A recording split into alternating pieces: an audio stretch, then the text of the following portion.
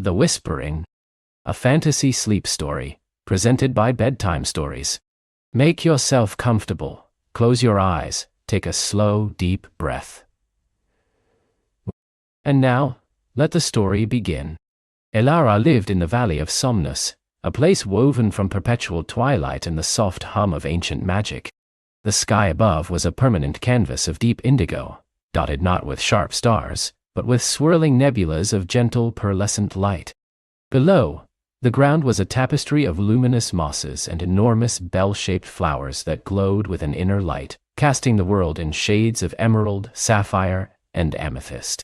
In Somnus, true darkness never fell, nor did the harsh light of day ever break through the canopy of the oldest, tallest trees whose branches intertwined far above, catching and diffusing the distant sun into that eternal dusk. Elara was a girl of 10 summers, though summers in Somnus were more like seasons of slightly warmer twilight. Her hair was the color of moonlight on silverleaf, and her eyes, wide and thoughtful, held the deep, shifting blues of the valley's lumiflora. She was known among the quiet folk of Somnus for her stillness, for her habit of sitting for hours by the crystal-clear rivers, not playing or gathering, but simply listening. She listened to the gentle sigh of the wind through the colossal tree trunks, to the murmur of the river as it tumbled over smooth, glowing stones, and to the soft, bell-like chimes of the dusk chimes, tiny crystalline insects that sang as they danced through the air. Her home was a cozy hollow carved into the base of a particularly enormous whisper willow, a tree whose leaves shimmered with faint, almost inaudible vibrations, said to carry forgotten stories on the breeze. It was a comfortable dwelling, filled with the scent of dried herbs and the soft glow of captured lumiflora in glass jars. Her grandmother, Nana Lyra, a woman whose wisdom was as deep and ancient as the valley itself, often told Elara that her listening was a gift, a way of understanding the world that many had forgotten. Life in Somnus was peaceful, a rhythm dictated by the gentle ebb and flow of magical energies rather than the sun. Meals were eaten when hunger called, stories were told by the light of glowworms, and sleep came easily, often accompanied by dreams as vivid and colorful as the valley itself. Elara loved the soft hush of her home, the way the air always felt cool and fresh, carrying the faint, sweet scent of night-blooming flowers. She loved the shy, stilt-legged deer that grazed on the luminous moss, their antlers glowing softly, and the playful flittermice that zipped through the air on wings of woven moonlight. Every evening, as the pearlescent nebulas above began their slow, majestic drift across the sky, Elara would take her favorite spot by the river. She would close her eyes, not to sleep, but to listen more deeply. She would filter out the familiar sounds, the river's lullaby, the whisper willow's gentle sighs, the distant chimes of the dusk chimes, and reach for something deeper, something quieter. It was a habit she'd had since she was very small, a way of feeling connected to the vast, ancient heart of Somnus. One particular evening, as she sat by the river, her senses stretched thin and keen, she heard something new. It was faint, barely there, like the ghost of a sound.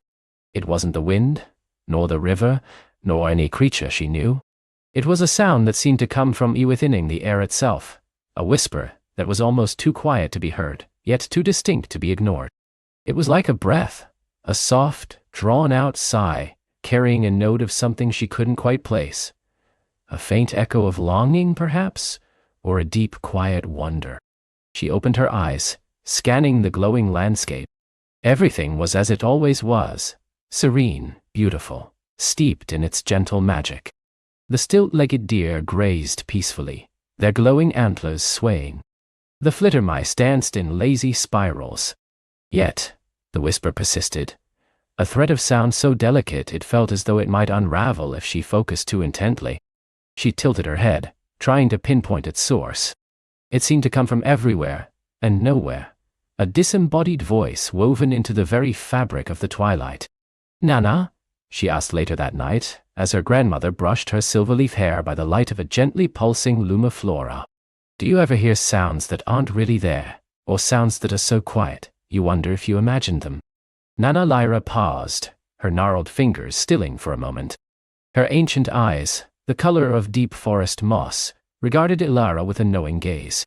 "Ah, child," she said softly. "The world is full of sounds, many of which only the keenest ears or the most open heart can truly discern." "What did you hear?" Elara tried to explain. It wasn't like a voice, not really. More like a breath, a very soft, very long breath. And it felt like it was saying something, but not with words. She frowned, struggling to articulate the elusive sound. It felt old, and a little sad, but also very beautiful. Nana Lyra smiled, a gentle, knowing curve of her lips. The Valley of Somnus holds many secrets, Elara, and many voices. Some are so ancient, they predate words themselves. Keep listening, little one. Sometimes the most important messages are whispered, not shouted. She didn't dismiss it, didn't tell Elara it was just her imagination. This only deepened Elara's conviction that the sound was real, and that it held significance. For the next few evenings, the whisper returned. Each time it seemed a little clearer, a little more insistent. It began to feel less like a random breath, and more like a gentle melody, a pattern of rising and falling tones that stirred something deep within Elara. She found herself trying to hum along, to trace its elusive path with her own voice, but it was too delicate, too ethereal to capture. It was like trying to hold moonlight in her hands. The whisper wasn't always present. It came and went, often when the valley was at its quietest, just before the deepest part of the twilight settled, or in the still moments when the air itself seemed to hold its breath. It seemed to be strongest near the edge of the Whispering Woods, a dense part of the forest, where the whisper willows grew particularly thick and tall, their leaves constantly shimmering with faint, unseen currents. Elara decided to follow it. One day, armed with a small pouch of dried berries and a glowing Lumiflora lantern, she ventured deeper into the Whispering Woods than she ever had before.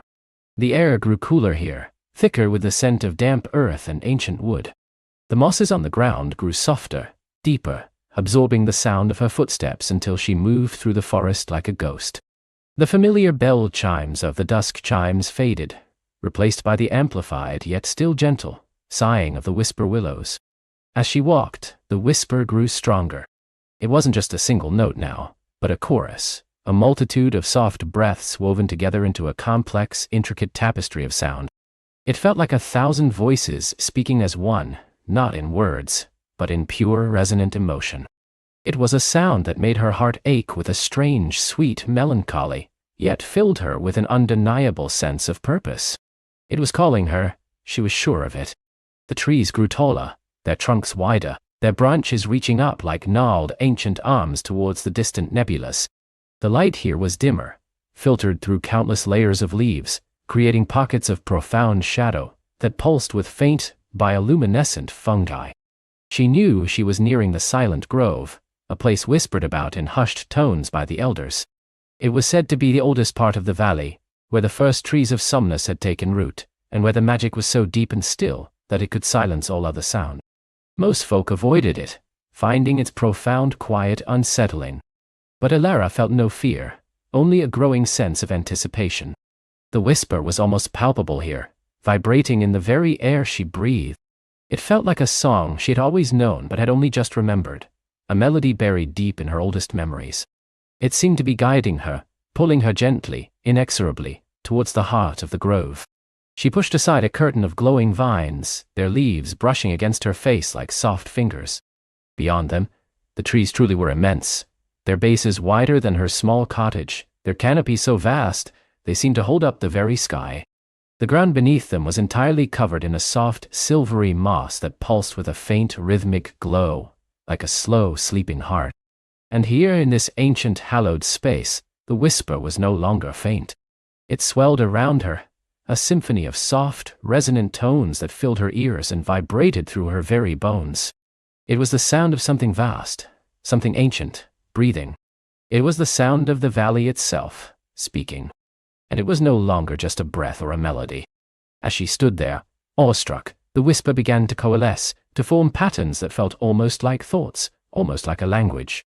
It wasn't in words she knew, but in a deeper, more fundamental language of feeling and intent. She closed her eyes, letting the sound wash over her, letting it fill her mind.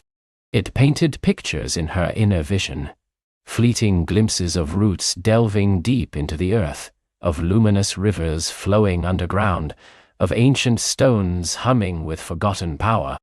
And then, clearer than anything, came a sensation, a powerful, undeniable message that surged through her like a gentle wave. It was a plea. A call. A feeling of awaken, find, remember.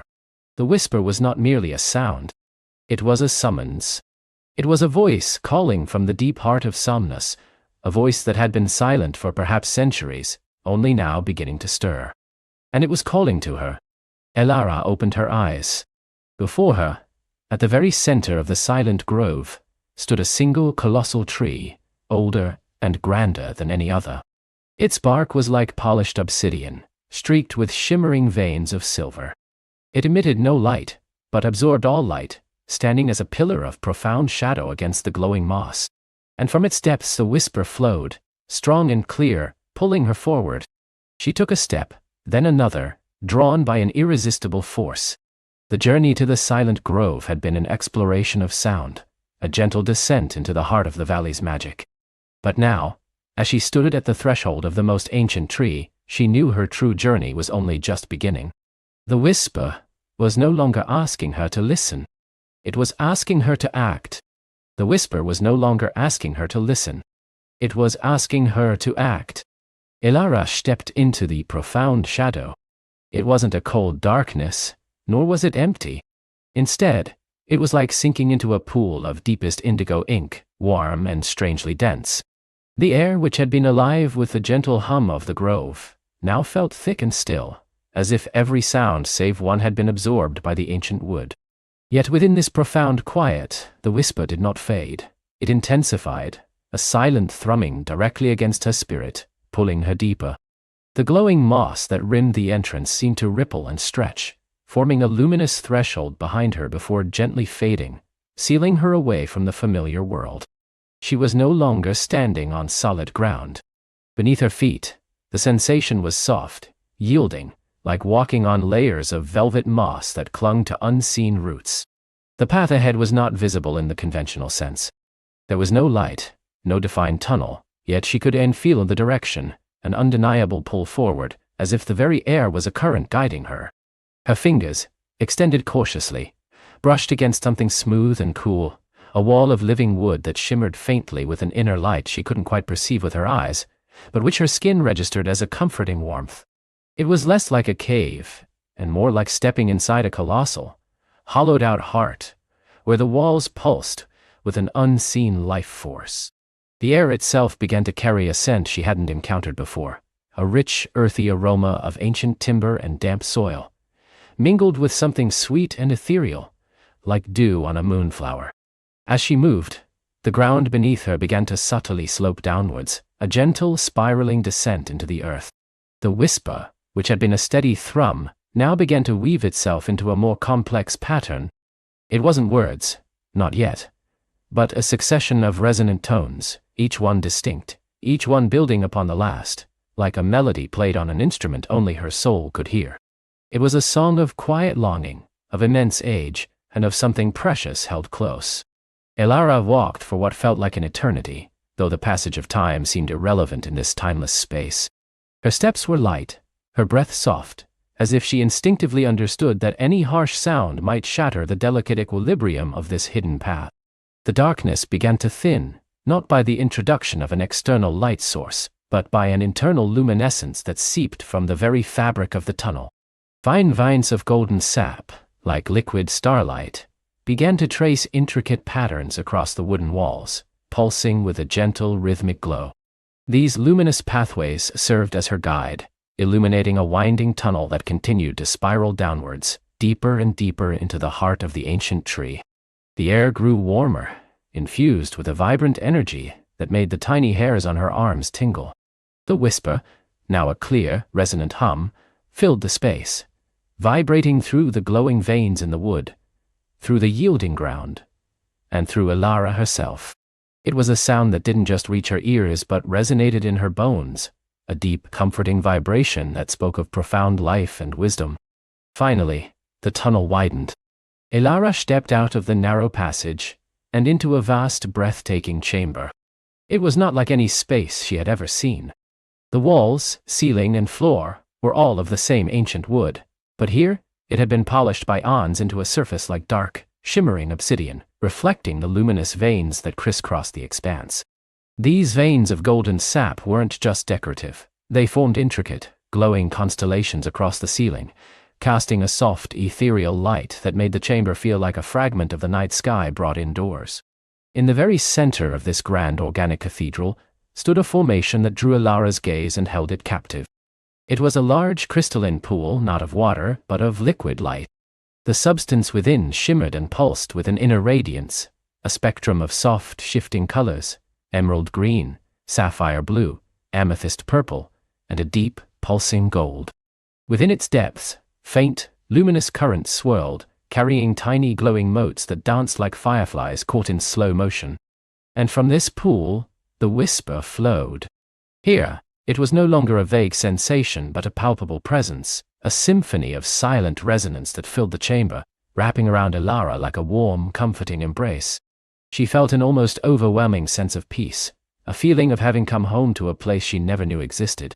As she drew closer, the crystalline pool seemed to respond to her presence. The light within intensified, and the currents swirled more purposefully, revealing fleeting patterns that seemed to tell stories in light. The whisper began to resolve into something more structured, not yet language she could understand with her mind, but a series of impressions, emotions, and images that coalesced directly into her heart. She saw flashes of the silent grove bathed in an earlier, brighter light, of ancient creatures, long gone, moving through its untouched glades, of the tree itself, a tiny sapling reaching for the sun. Then, the images shifted. She saw shadows creeping in, not physical darkness but a subtle dulling of the vibrant hues, a quieting of the grove's natural symphony. The ancient creatures became fewer, their songs softer, their movements slower. The very air seemed to grow heavier, the magic less potent. The whisper clarified, not through spoken words, but through a profound, resonant understanding that bloomed in Elara's mind. This pool was the very heart of the ancient tree, the wellspring of its life force, and through it, the voice of the silent grove itself spoke.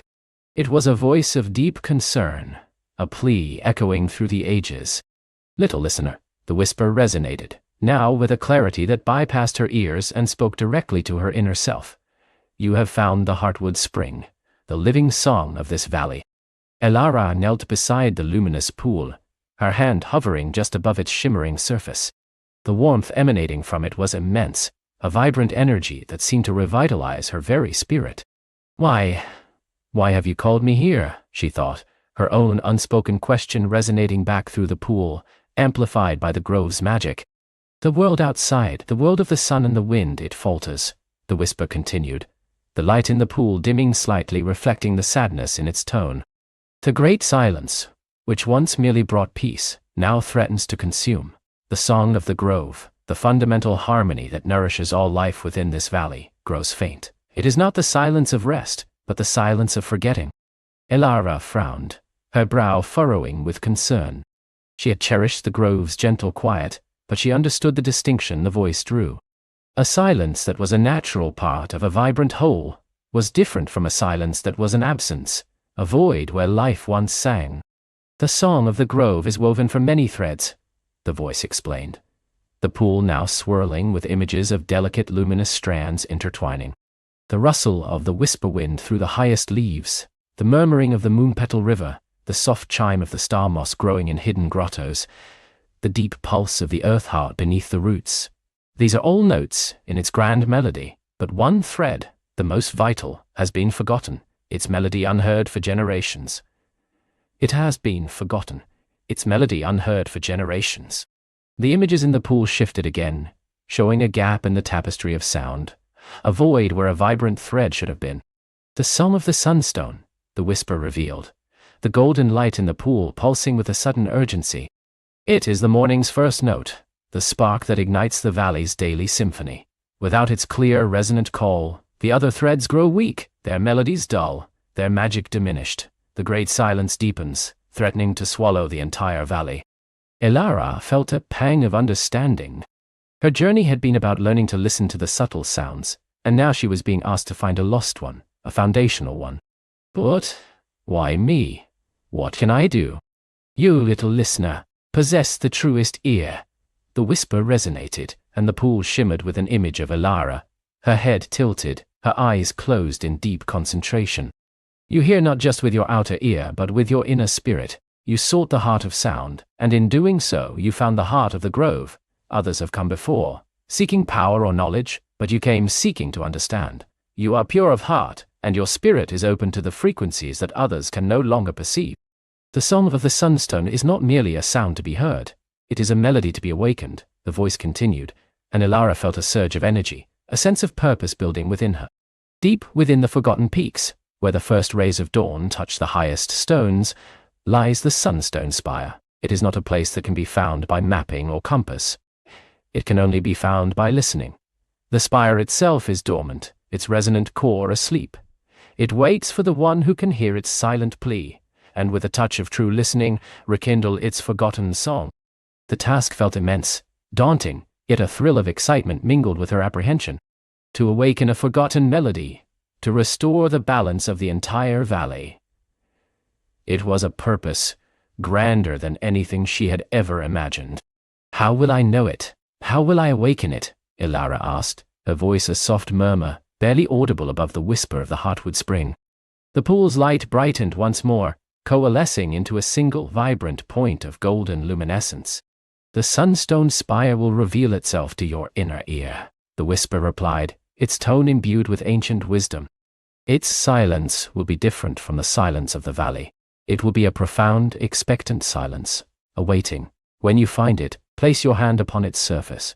Let your spirit listen, truly listen, to its dormant core. And then, let your own heart's song flow into it. The purity of your listening, the depth of your listening, the depth of your empathy will be the spark. As the whisper spoke, the single point of golden light detached from the heartwood spring. It floated gracefully towards Elara, shimmering like a tiny encapsulated sun. It was not burning hot but radiated a gentle, comforting warmth. As it drew near, she saw that it was a small, perfectly smooth pebble, polished to a brilliant sheen, pulsing with its own internal light. This is a fragment of the heartwood, infused with the song of the grove, the whisper explained as the pebble hovered just above her outstretched palm. It will not lead you directly, for the path must be found by your own listening. But when you are truly lost, when the silence becomes overwhelming, hold it close. It will hum faintly, a reminder of the true harmony that awaits your awakening. It will whisper the echo of the sunstone's lost melody, guiding your spirit towards its slumbering song. Elara carefully cupped the glowing pebble in her hands. It was warm and smooth, radiating a faint, steady light that cast dancing shadows across her face. She felt a profound connection to the heartwood spring, to the ancient tree, and to the entire silent grove. She was no longer just a listener. She was a guardian, a restorer, a keeper of the valley's song. "I will go," Elara whispered, her voice firm, resolute. "I will find the sunstone spire. I will awaken its song." The heartwood spring pulsed with a deep, resonant hum, a sound of ancient affirmation. The luminous veins on the chamber walls glowed brighter, and the air filled with a sense of hopeful anticipation. "Go, little listener," the whisper resonated one last time, a gentle send-off. "The valley awaits its morning song. The journey will be long, and the path unseen, but your heart will guide you true." With the glowing pebble clutched in her hand and a newfound purpose burning within her, Elara turned from the heartwood spring. The luminous veins on the walls of the chamber now pulsed, not just with light, but with a subtle guiding rhythm, leading her back towards the winding, ascending tunnel. She knew that when she emerged, the silent grove would look the same, bathed in its accustomed gentle glow, but for her, everything would be different. The quiet world she had come to cherish now held a profound quest, a melody waiting to be found, and a valley depending on her unique gift. Her true journey had indeed just begun, and the echoing peaks beckoned, unseen, unheard, but waiting for the touch of a true listener. The cool air of the silent grove, usually so soothing, now tingled with a new kind of energy as she emerged from the tunnel. The accustomed gentle glow, a soft luminescence that seemed to emanate from the very leaves and stones, was just as she remembered it, yet to her eyes, it shimmered with an almost ephemeral quality, as if on the verge of revealing a hidden layer. The trees, ancient and wise, stood in their silent majesty, their branches reaching towards a sky that was always a perpetual twilight here, never quite day, never quite night. But now, she didn't just see them. She felt their quiet watchfulness, a collective breath held, a silent farewell. Her journey had begun not with a single step, but with a profound understanding. The melody wasn't merely a tune, it was the very essence of the valley's vitality, a harmonious pulse that had dimmed, threatening to silence the world she loved. The echoing peaks, she realized, were not just a distant landmark, but the heart of this lost song, the place where its vibrant chords had first resonated. She took a moment, letting the silent grove's quiet embrace wash over her one last time. She didn't have much to take. Her simple tunic, a small pouch containing a handful of dried berries and nuts she had gathered from the grove's bounty, and the staff she always carried, a polished branch of a lumina tree, smooth and comforting in her grasp. Its faint inner light, usually a guide in the deeper parts of the grove, seemed to pulse with a subtle anticipation, as if it too sensed the grand adventure ahead. With a deep breath, she turned her back on the familiar sanctuary. The path leading out of the silent grove was less defined than the internal tunnels, a winding trail that gradually faded into the surrounding wilderness. She followed it, her ears now attuned to every rustle of leaf, every distant chirp, every whisper of the wind. The grove's boundaries were marked by a gentle rise in the land, and as she ascended, the perpetual twilight began to recede, giving way to a sky that slowly brightened, a soft pearlescent dawn painting the horizon. Beyond the grove lay the whispering woods, a vast expanse of ancient trees that stretched for leagues, their canopies so dense that only dappled sunlight ever touched the forest floor.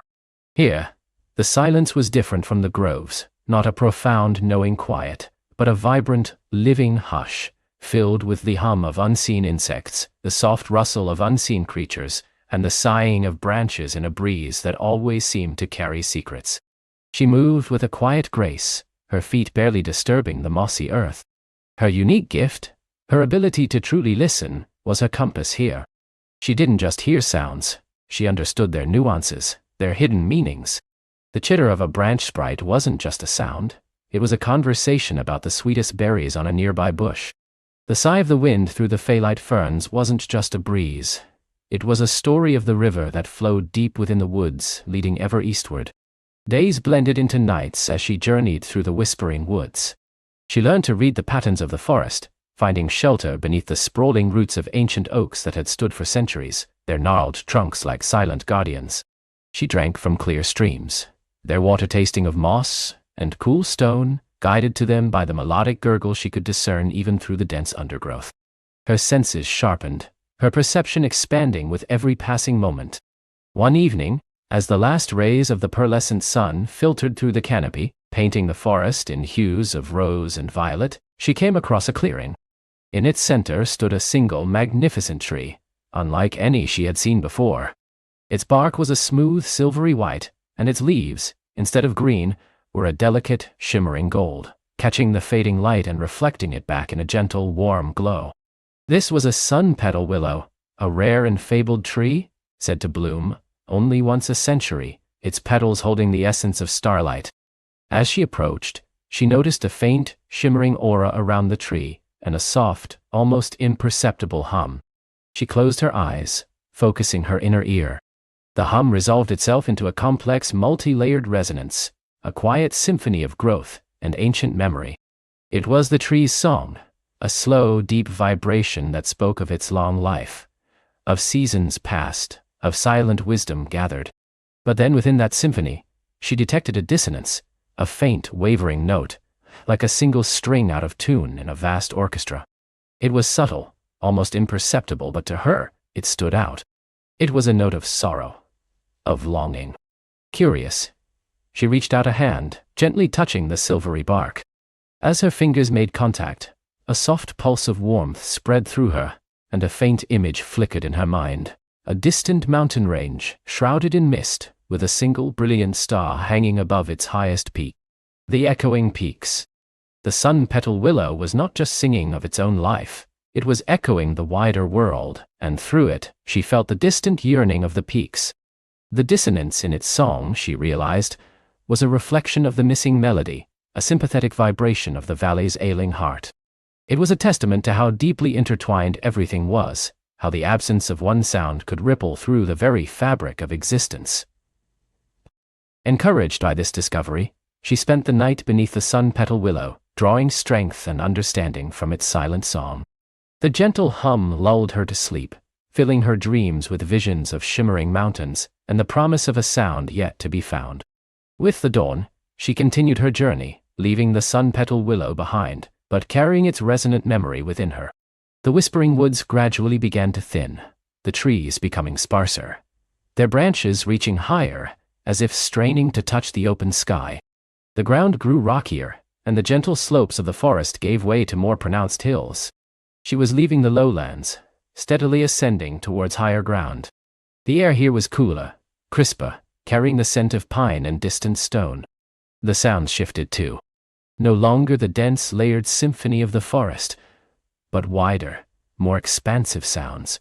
The rush of wind through open spaces, the distant cries of high-dwelling birds, the murmur of water cascading down unseen slopes.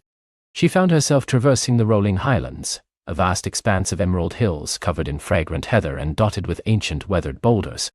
These hills were carved by time and the elements, their rounded forms like sleeping giants. Here, the sky was a brilliant, ever-changing canvas of blues and whites, with clouds that sailed majestically overhead, casting fleeting shadows that danced across the landscape. Her journey here was less about intricate navigation and more about endurance. The distances were greater, the paths less distinct, often just deer trails winding through the tall grasses. She relied on the subtle currents of the wind, the direction of the flowing streams, and the faint, almost imperceptible magnetic pull she could sense towards the east, towards the echoing peaks. One afternoon, as she crested a particularly steep hill, she saw them. In the far distance, shrouded in a perpetual silvery haze, rose the echoing peaks. They weren't sharp, jagged mountains, but rather immense, rounded monoliths, their surfaces appearing smooth and polished even from this great distance, catching the light in a way that made them seem to glow from within. They were vast, ancient, and utterly captivating, radiating a profound sense of silent power. A shiver ran down her spine, not of fear, but of profound recognition. This was it. The source. The destination. But even from here she could hear, or rather, feel, the same subtle dissonance she had detected in the sun-petal willow. It was fainter now, spread across a wider canvas, but it was there, a hollowness, a space where a vital sound should be. As she descended into a wide valley nestled between two of the larger hills, she noticed something peculiar. Scattered amongst the heather were small, crystalline flowers, their petals like spun glass, each one chiming with a tiny, delicate sound when stirred by the breeze. These were whisper bells, rare flora known to grow only in places where the veil between worlds was thin, or where ancient magic pulsed close to the surface. The valley itself felt different. The air was stiller, heavier, and the light seemed to acquire a deeper, more profound quality, as if passing through a filter of dreams. She felt drawn towards a cluster of these whisper bells, which grew thicker near a large smooth stone, almost perfectly spherical, resting in the center of the valley. As she approached the stone, the whisper bells around it began to ring more insistently, a chorus of tiny ethereal chimes. She knelt beside the stone, her hand hovering over its smooth surface. It pulsed with a faint, cool energy. She closed her eyes, listening. Beneath the chimes of the whisper bells, beneath the whisper of the wind, she heard a sound unlike any she had encountered before. It was a deep, resonating hum, almost too low to perceive, like the earth itself breathing. But interwoven with this hum was a story, a complex tapestry of vibrations. She heard echoes of ancient voices, not words, but the essence of words, feelings, memories. She heard the slow turning of cosmic gears, the distant rush of primordial rivers, the quiet spark of stars being born. This was the earth's own song, the foundational harmony of the world. And within this vast cosmic symphony, she found it again, the missing note. Not a sharp discord, but an empty space, a silence that wasn't peaceful, but expectant, like a held breath. It was a single, long drawn-out note, stretched across the entire range of the earth's song, and it was waiting to be filled. The valley, the forest, the very air she breathed, they all seemed to resonate with this silent plea. As she focused, concentrating all her senses on this emptiness, A soft, ethereal light began to emanate from the spherical stone. The whisper bells around her intensified their chimes, swirling with tiny motes of golden dust. A figure began to coalesce from the shimmering light above the stone. It was small, no taller than her knee, and seemed woven from moonlight and mist. It had large, luminous eyes that held the wisdom of ages, and delicate, transparent wings that fluttered silently. Its form was vaguely humanoid, slender and graceful, with long, flowing hair that seemed to be made of spun starlight. This was a Lumina sprite, a guardian of profound places, rarely seen by mortals. The sprite regarded her with an ancient, knowing gaze. It did not speak with words, but with a pure, resonant tone that vibrated directly into her mind, a thought song that bypassed language entirely. "Listener," the thought song began, its voice like the gentle ringing of distant bells, "you are drawn by the silence. Many have passed this way, many have felt the ache, but few possess the inner ear to truly understand its depth." She remained still, absorbing the sprite's presence, its silent message. "The echoing peaks," the sprite continued, its form shimmering, "they are not merely mountains of stone. They are the conduits, the very pillars through which the great melody flows, binding our world to the cosmos, giving life and vibrancy to all that exists. For generations, the peaks have sung their song, a complex symphony of creation, growth, and change." The sprite paused, its luminous eyes seeming to gaze into the very fabric of time. But a shadow fell upon the peaks long ago, a dissonance, a forgetting. A key note was lost from the great melody, not broken, but simply withdrawn. It left a void, a silent echo that reverberates through the land, slowly dimming its light, its life, its joy, its joy. "The valley," she thought, her own unspoken question resonating in the sprite's mind. "Indeed, your silent grove, the whispering woods, the rolling highlands, all are touched by this absence. The lumina trees dim, the whisper bells chime with a note of longing, the very rhythm of life slows." The sprite's voice thought held a profound sadness. The lost note is not a simple sound. It is a resonance of connection, a frequency of pure empathy. It is the sound of one heart truly understanding another, of all life recognizing its place in the grand design. "How can I find it?" she projected, her mind filled with a quiet urgency. "How can I bring it back?" The Lumina sprite tilted its head, its starlight hair cascading around its shoulders. "The lost note cannot be found through force or through searching with the outer ear. It must be I remembered. It must be I felt. It lives within the peaks, yes, but also within the hearts of those who truly listen, those who can sense the interconnectedness of all things. You, listener, possess a unique gift. Your ear does not merely hear, it perceives. It feels the vibrations of the world as if they were your own. To retrieve the lost note, you must journey to the highest peak, the Heartstone summit, where the great melody once flowed unimpeded. There, you must listen not for a sound, but for a feeling, for the echo of pure empathy that resides within the very stone of the mountain. The sprite floated closer, its luminous eyes fixed on hers. But the path to the Heartstone summit is guarded, not by physical barriers, but by tests of perception. The peaks themselves will challenge your ability to listen, to truly understand. You will encounter echoes of forgotten sorrows, whispers of ancient joys, and the profound silence of true emptiness. Each will try to obscure the path, to distract you from the true frequency. You must learn to discern the true song from its echoes, to feel the presence of the lost note even in its absence. Trust your inner ear, listener.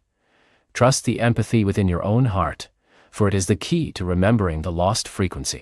With these words, the Lumina sprite began to fade, its form dissolving back into shimmering motes of light, leaving behind only the gentle, persistent ringing of the whisper bells. The spherical stone dimmed, its cool energy receding. She remained kneeling, her mind reeling with the sprite's message. The quest was grander, more profound than she had imagined. It wasn't about finding a lost tune. It was about reawakening a fundamental resonance, a core aspect of existence itself. The lost note, the frequency of pure empathy, resonated with her own gift. Her ability to listen wasn't just about hearing, it was about understanding, about feeling the unspoken rhythms and connections of the world. She looked up, towards the distant, majestic forms of the echoing peaks. The silvery haze around them seemed to thicken, almost as if guarding their secrets. The challenge was immense, but a new resolve settled in her heart. She was a listener, and her heart was open. The path to the Heartstone summit would be difficult, but she would follow it, one mindful step at a time, letting the yearning silence guide her, listening for the echo of empathy that would bring the great melody back to her valley. The journey into the heart of the peaks, into the heart of the world's song, was about to begin. The mountain air bit at her cheeks, a crisp, clean scent of pine and ancient stone. Elara took a deep breath, the cold invigorating her lungs, and began her ascent. The path at first was merely a winding sheep trail, familiar from her childhood rambles, but soon it narrowed, twisting upwards into groves of towering moss-draped firs. Here, the silence was different from the valley's muted hush. It was a vast, expectant quiet, like the held breath of the world. Days melted into a rhythm of purposeful steps and watchful listening. She climbed higher, past roaring waterfalls that tumbled from unseen ledges, their tumultuous crash a brief interruption in the mountain's deep quiet. She learned to read the subtle shifts in the wind's song, discerning warning from invitation, and to feel the tremors of unseen life beneath the earth. The forest deepened, the trees growing taller, their branches interlacing like the fingers of ancient hands, creating a twilight world even at noon. Here, the silence was thick, almost velvety, absorbing all but the softest sounds of her own breath and the crunch of pine needles underfoot. One evening, as the sun dipped below the jagged peaks, painting the sky in fiery hues of orange and violet, Elara found herself at the edge of a vast, tranquil lake, its surface mirroring the heavens perfectly. A peculiar call echoed across the water, a sound like glass chimes ringing in a gentle breeze, yet imbued with a profound sorrow. It was a note she had never heard, a sound that resonated deep within her chest, stirring a forgotten pang of loneliness. She listened, not just with her ears, but with her entire being, letting the sound wash over her. From the twilight mists that clung to the far shore, a creature emerged. It was a stag, but unlike any she had ever seen. Its antlers branched like ancient gnarled trees, shimmering with faint ethereal light, and its fur was the color of twilight itself, deep indigo shot with silver. Its eyes, luminous and wise, fixed on her. The glass chime call emanated from it, a mournful melody that spoke of loss and yearning. Elara didn't move. She simply listened, her heart open, feeling the creature's sorrow as if it were her own. She imagined the boundless wildness it navigated, the quiet beauty it witnessed, and the profound absence it felt in the world. She sent out, not a sound, but a feeling of gentle understanding, a silent promise of companionship in its sorrow. The stag lowered its magnificent head, then lifted it again, and the sorrowful call softened, transforming into a note of quiet gratitude, a delicate, hopeful hum. It turned, its luminous form fading back into the mist, leaving behind only the faintest echo of its song in the still air. Elara felt a warmth spread through her, a small victory of shared empathy. The great melody, she realized, was not just a sound. It was a connection, an understanding that transcended words.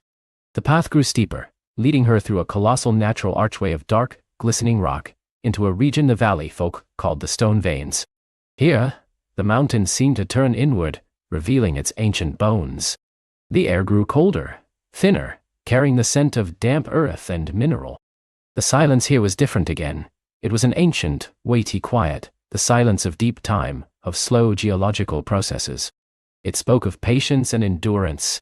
She navigated treacherous scree slopes, her boots finding purchase on loose stones, and climbed narrow ledges where the wind tried to snatch her away. One afternoon, caught in a sudden flurry of snow, she sought shelter in a small cave. Inside, nestled amongst ancient formations of crystal, she found him. He wasn't human nor animal, but something in between.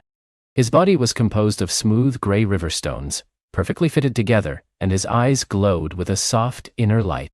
He sat utterly still, as if a part of the cave itself, and as Elara entered, a faint, resonant hum emanated from him, a sound like deep earth breathing. "Welcome, listener," the creature rumbled, his voice like stones shifting in a riverbed. "I am Kalen the Stone Weaver. Few pass this way with an open heart. Most merely hear the wind and the rock. They do not listen to the mountain's lament." Elara bowed her head respectfully. The mountain laments? Aye, Kaelin sighed, a sound like pebbles tumbling. It sings of what was, and mourns what is lost. The great melody. It was the very pulse of this world, the song of its interconnectedness. Now, it is but a faint memory, a whisper in the deepest seams of the stone. He gestured with a stony hand towards the crystalline formations. These crystals, they once vibrated with the melody, resonating with every note of joy and sorrow, every beat of life in the world. Now, they are mostly silent. Elara approached the crystals, placing her palm gently on one of the larger, iridescent facets. It felt cold, inert. She closed her eyes, reaching out with her inner ear, and indeed, she could sense a faint, almost imperceptible tremor, a ghost of a sound within its depths. "What happened, Kaelin?" she asked, her voice soft. Kaelin shifted, the stones of his body making a soft, grinding sound. The world forgot how to listen, not to sounds but to each other. The harmony faded, replaced by dissonance. Selfishness grew like a thorny vine, choking the delicate tendrils of empathy. The heartstone, the world's great ear, grew weary. It could no longer discern the true notes amidst the clamor of discord. So, it chose silence, hoping that in its absence, the world might remember the beauty of its song. "So the heartstone isn't broken?" Elara asked, a flicker of hope igniting within her. "Oh, no, child. It sleeps, it yearns, it waits for a listener, one whose heart is attuned to the deepest vibrations of compassion, to awaken it." Kaelin's glowing eyes fixed on her. "You are such a one, aren't you? You listen to the sorrow of the twilight stag. You hear the deep breath of the mountain." Elara nodded, a fresh surge of determination filling her. "I want to bring the great melody back to my valley, to the world." "Then you must journey through the labyrinth of echoes," Kaelin instructed, his voice grave. "It lies beyond this cave, a place where sound is twisted and truth is obscured. Only by listening not to what is heard, but to what is felt, the intention behind the echo, will you find your way. And beyond that, the whispering peaks await, where the discordant notes of the world accumulate, like static before a storm." He reached out a stony finger and gently touched her forehead. A faint warmth spread through her, and she felt her senses sharpen, her inner ear becoming even more finely tuned. "May the mountain's patience guide your steps and its ancient wisdom illuminate your path." Elara thanked Kaelin, her heart filled with gratitude and a renewed sense of purpose. She emerged from the cave, the snow having ceased, leaving a pristine white blanket over the rugged landscape. The air, though cold, felt clearer, and the distant peaks, now closer than ever, seemed to shimmer with an almost ethereal glow. The labyrinth of echoes was a bewildering maze of narrow canyons and towering rock formations, carved by millennia of wind and ice. As Kaelin had warned, sounds here were distorted. Her own footsteps echoed back at her from a dozen different directions, creating a confusing cacophony. The wind howled through the crevices, sounding sometimes like a mournful cry, sometimes like a mocking laugh, and sometimes like the indistinct murmur of a crowd. Elara closed her eyes, trying to block out the overwhelming auditory input. She focused on Kaelin's words. Listen not to what is heard, but to what is felt, the intention behind the echo. She took a deep breath, centering herself, and opened her ears not to the surface noise, but to the deeper currents of sound. She began to discern patterns. The wind's mournful cry, when truly listened to, held a core of lonely sorrow, a longing for connection. The mocking laugh, upon closer inspection, was merely the playful tumble of loose stones, their intention benign. The indistinct murmur resolved itself into the gentle drip of water, amplified and distorted, but at its heart, a simple, life-giving sound. It was painstaking work. She moved slowly, touching the rock walls, feeling their vibrations, letting her intuition guide her. Sometimes, a path that seemed to lead forward would suddenly feel wrong, a discord in the silent resonance of the stone, and she would backtrack, finding the true way by following a faint, almost imperceptible hum that felt like truth. The labyrinth was not trying to trap her, she realized, but to test her ability to discern authenticity amidst confusion. It was a mirror of the world's discord. After what felt like an age, but was perhaps only a day and a night, she emerged from the labyrinth, blinking in the bright, crisp light of a new dawn. She stood on a high plateau, and before her lay the whispering peaks. Unlike the sheer, silent majesty of the lower mountains, these peaks were alive with a strange, discordant energy. The air thrummed with a low, grating vibration, a constant static of unpleasant sound. It was not loud, but omnipresent, like 1,000 conflicting whispers, a persistent background noise that frayed the edges of her nerves. These were the accumulated discordant notes Kaylin had spoken of. Here, the creatures she encountered were different. Small, shaggy mountain goats, usually agile and sure-footed, moved with an anxious, jerky gait, their bleats sharp and irritable. Raptors circled overhead, their cries harsh and territorial, their movements erratic. The very plants seemed to struggle, their leaves a duller green, their blossoms smaller, their roots clinging desperately to the stony soil. Elara felt the discord pressing in on her, a weight on her chest, a tension in her skull.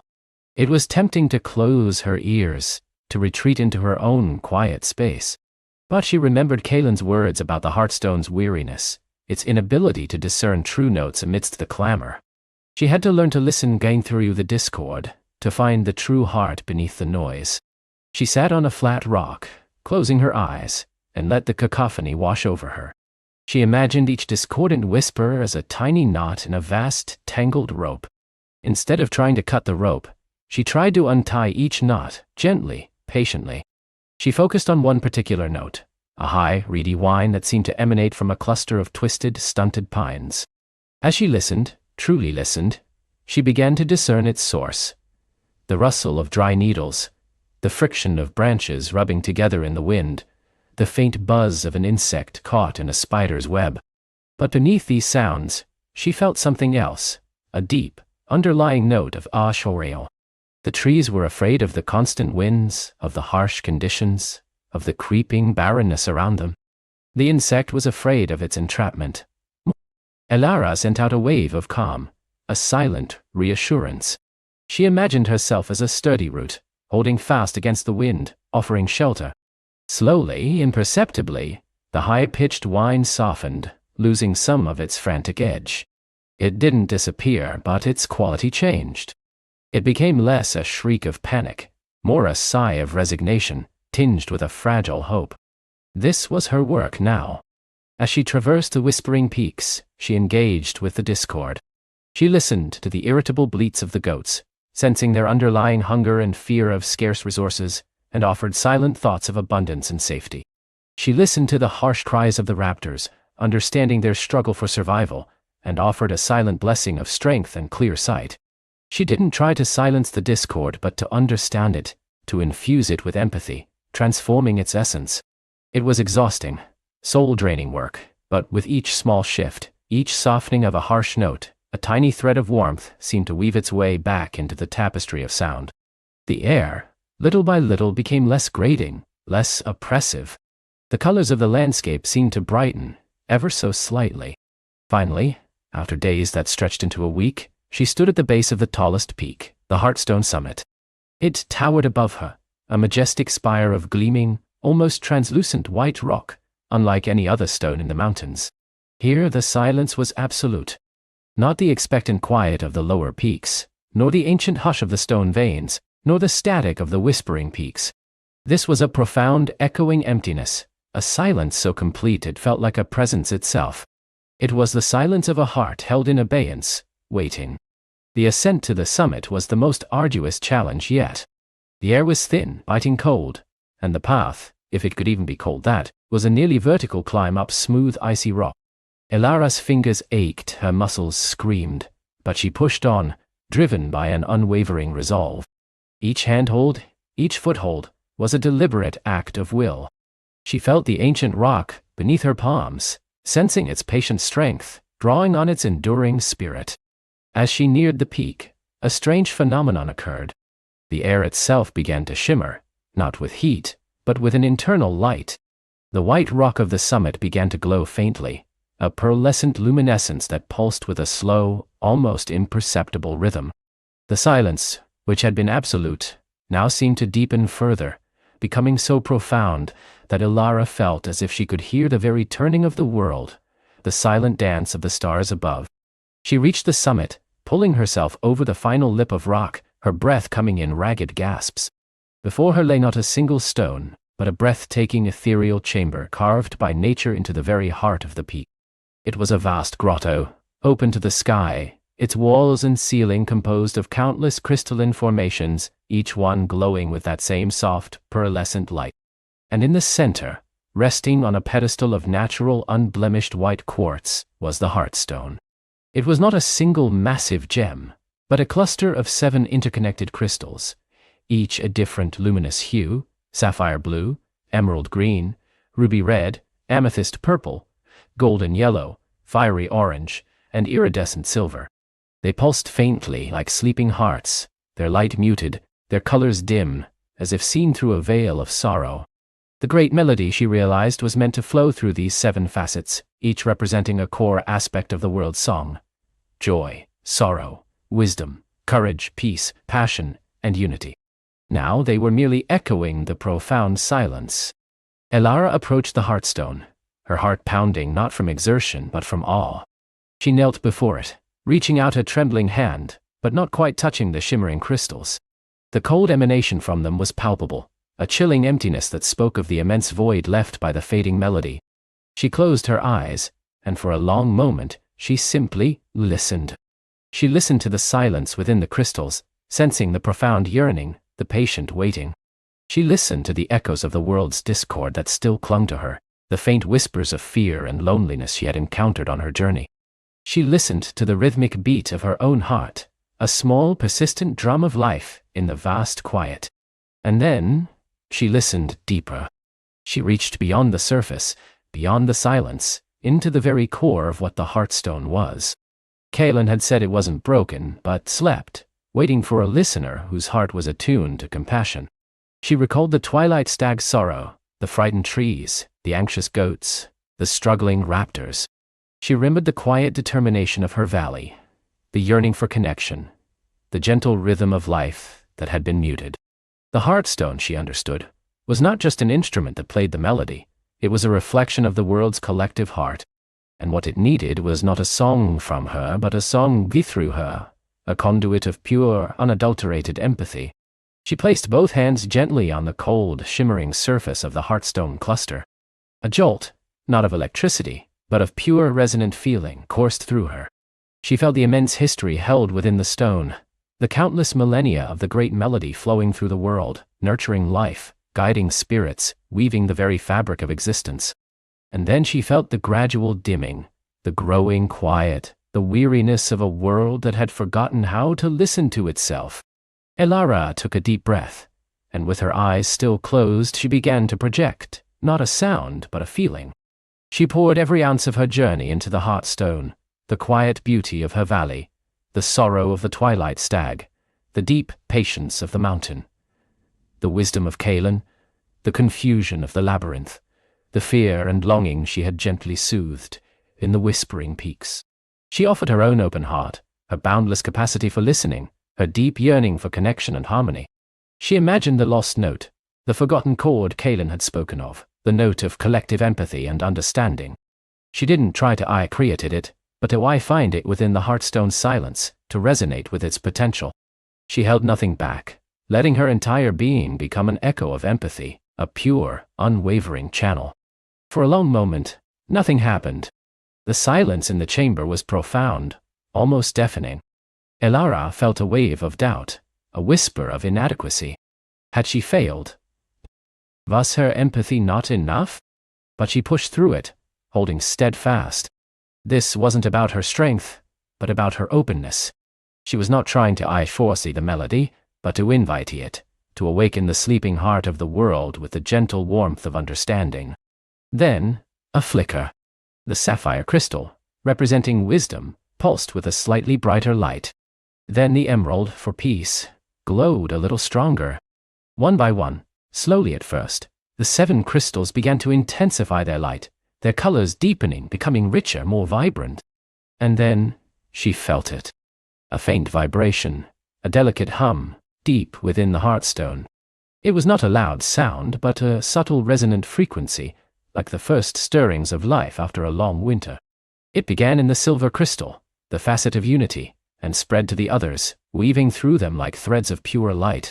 The hum grew stronger, rising in pitch, becoming a harmonious chord, then a delicate, intricate melody that unfolded in the air around her. It was unlike any music she had ever heard, both ancient and new, mournful and joyful, powerful and gentle. It was the great melody, returning. It swelled, filling the chamber, resonating through the crystals, through the very rock of the mountain. The pearlescent glow intensified, bathing the grotto in a brilliant, warm light. The melody spiraled upwards, out of the open summit, and began to spread across the peaks, a wave of pure living sound. Elara felt it wash over her, through her, a sensation of profound peace and exhilarating joy. Her heart soared, tears streaming down her face, not of sorrow, but of release and boundless gratitude. The silence was gone, replaced by the most beautiful sound in all existence. The descent from the Heartstone summit was a journey transformed. The harsh, biting wind had softened, becoming a gentle breeze that whispered encouragement. The air, once thin and cold, now felt vibrant, alive with the newly awakened great melody. It was a subtle hum, a pervasive sense of harmony that permeated every fiber of existence. As Elara made her way down the treacherous slopes, she found her steps lighter, her spirit buoyant. The white rock of the summit now gleamed with an inner light that pulsed in perfect synchronicity with the melody, a beacon of renewed hope for the world. The whispering peaks, once a cacophony of discord, were now filled with a vibrant chorus of life. The shaggy mountain goats moved with a newfound agility, their bleats no longer sharp and irritable, but soft and content, harmonizing with the wind. The raptors soared with graceful, sweeping arcs, their cries clear and strong, echoing the freedom of the open sky. Even the stunted pines seemed to straighten, their needles a richer green, their rustling a gentle accompaniment to the mountain's song. Elara listened, and her heart swelled.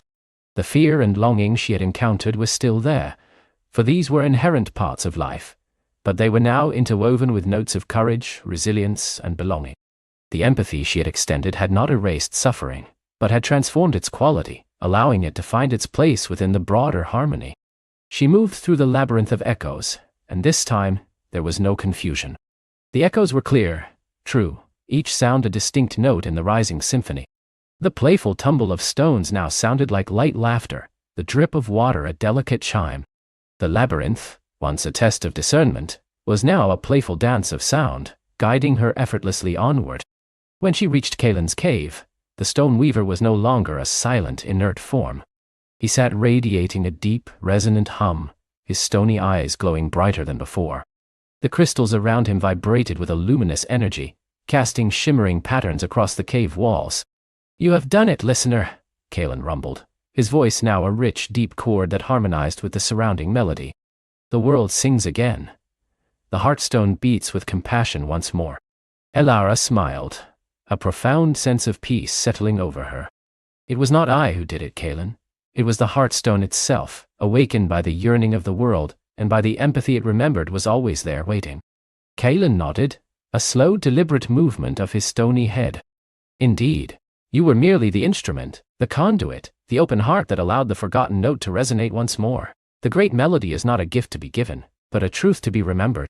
He offered her a deep, respectful bow, and Elara felt the mountain itself acknowledge her journey. The rest of her descent was filled with a buoyant joy.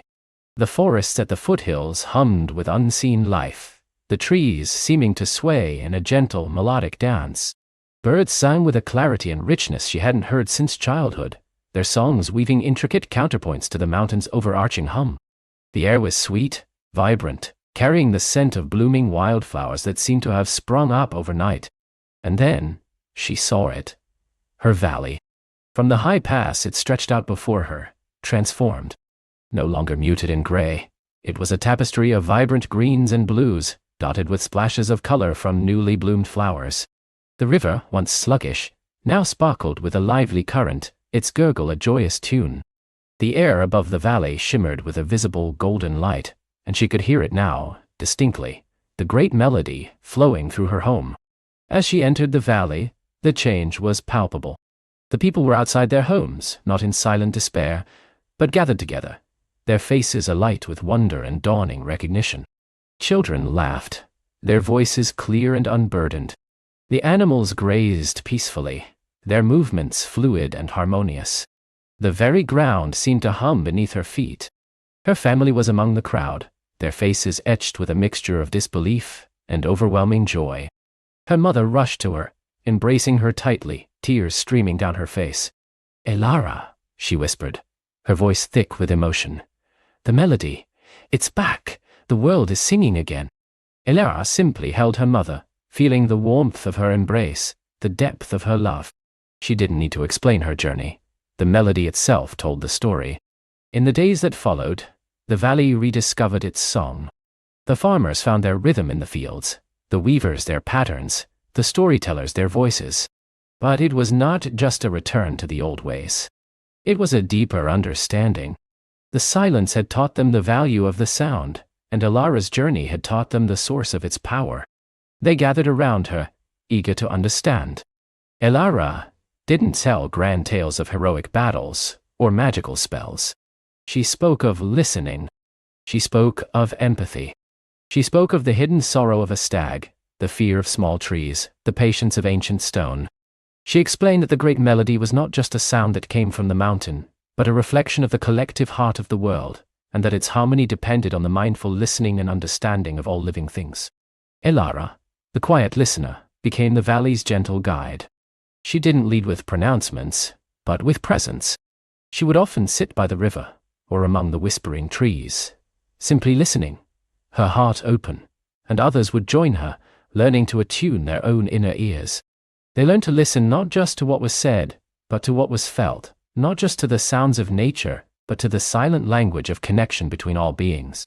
The great melody flowed through the valley, and through the world, not as a constant, unchanging tune, but as a living, breathing symphony, ebbing and flowing, sometimes joyful, sometimes contemplative, always harmoniously interconnected. It was a reminder that even in moments of quiet or discord, the potential for harmony always existed, waiting for an open heart to listen and to resonate. Elara never lost her gift. She remained the listener, her heart a steady beacon of empathy. She understood that the great melody was a precious, delicate thing, requiring constant tending, a collective mindfulness.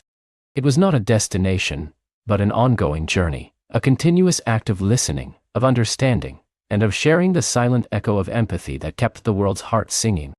And so, as the stars twinkled above the now vibrant valley, Elara would often sit by her window, listening to the gentle hum of the world. The great melody, a lullaby of interconnectedness, flowed through the night, a promise whispered on the wind, that as long as there were open hearts willing to listen, the world would always find its song. And with that peaceful thought, her own heart full, Elara would drift off to sleep, knowing the world was singing again, one mindful, empathetic note at a time.